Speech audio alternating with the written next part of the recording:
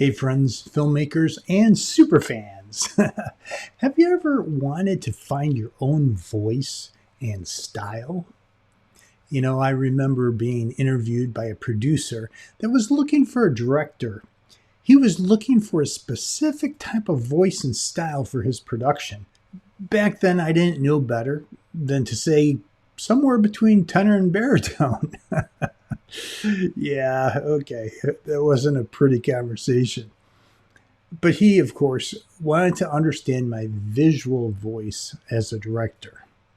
In this first part of a three-part series, I'll discuss a handful of directors who have created their own style and voice in filmmaking to help you understand some of the styles that forged the film industry. In part 2, I'll share about the language of film, and in part 3, I'll give you specific steps to take to develop your visual voice.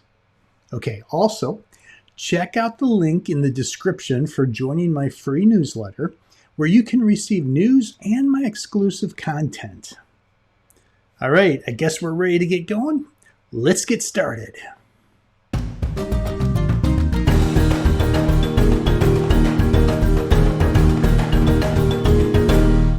The first step is to understand the labels used to describe existing notable styles.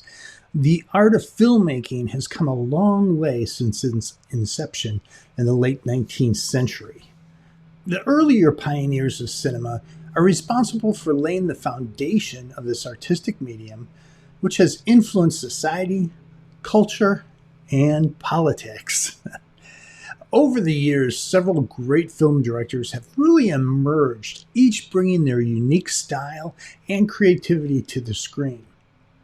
With each style comes a platform to make a significant contribution to the industry and to our culture. When I mention box office dollars during this series, I'm going to be referencing numbers provided today from the-numbers.com. That's the numbers with a hyphen, the-numbers.com, in case you want to check that out for future things. Okay, let's get started. Steven Spielberg is first up. He brought in $10.7 billion in ticket sales worldwide and has won 3 Academy Awards, including 2 for Best Director, Schindler's List and Saving Private Ryan. 2 of his most successful films are Jurassic Park and Jaws. Now, Spielberg invented the blockbuster style with the release of Jaws, and he is known for his ability to also create engaging and emotional stories that resonate with audiences worldwide. His signature film was E.T. the Extraterrestrial, and that was in 1982. Now, James Cameron, who everyone thinks is on top of the box office dollars, he's right on Spielberg's heel with gross receipts of $8.7 billion.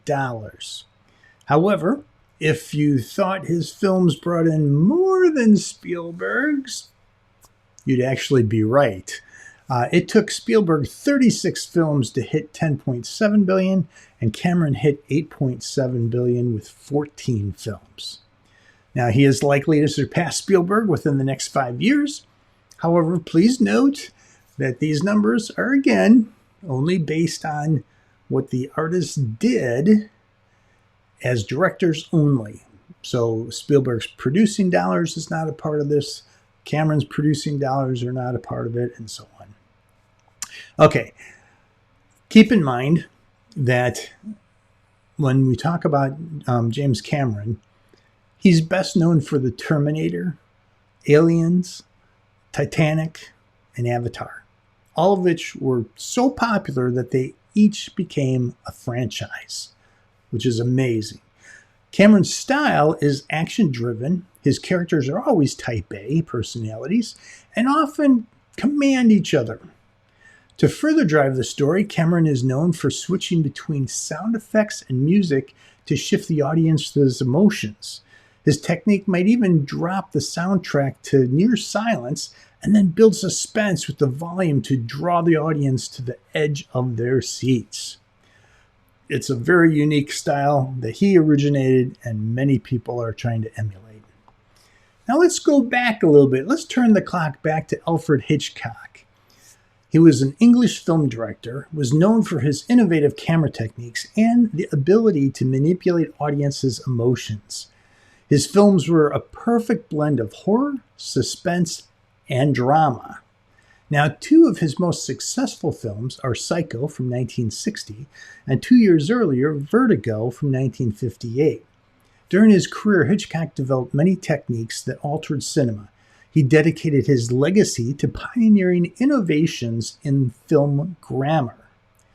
Now, he also did a lot with equipment and techniques. For instance, he created the zoom dolly shot, where the camera zooms in while it is being dollied out, creating that visual disorientation and emotional destabilization that audiences feel. Hitchcock also popularized the MacGuffin. Now, a MacGuffin is an object or a character or even a event within a story that keeps the plot moving despite lacking intrinsic value or importance. In Star Wars, just as an example, George Lucas used R2-D2 as a MacGuffin. While Hitchcock was deemed one of the greatest directors of all time, he never won an Oscar for Best Director. Still, his style revolutionized the industry, brought him 32 prestigious awards, and pleased droves of audiences for several generations. Okay, let's move on to Martin Scorsese. His films always reflect gritty realities of life. They're infused with elements of violence, crime, and certainly passion. He added to legitimatizing of profanity and violence more than any other director. He bared the souls of his characters to reveal their darkness, complexity, and irony, and contradictions. He grew up in Little Italy during the 1960s, where boys had two career choices, the priesthood or the mafia. He found a third alternative in making films, where he explored the good and the bad within himself. If there were a rule to break in filmmaking, Scorsese would find it and would find a way to break it. Now, as a result, he won numerous awards, including an Academy Award for Best Director for his film The Departed in 2006. His other successful films include Goodfellas, Taxi Driver, and so on. I could share another 100 directors that impacted style that allowed directors use and impacted the industry. But the examples I've given are a good start in helping you realize that what a director brings to the industry based on who they are impacts the way the film informs culture. Therefore, if a director wants to impact our culture, he or she must find their voice and style. Now check out part 2, Finding Your Voice as a Director. And then we should be all set to see what's going to happen when you create your own voice and style.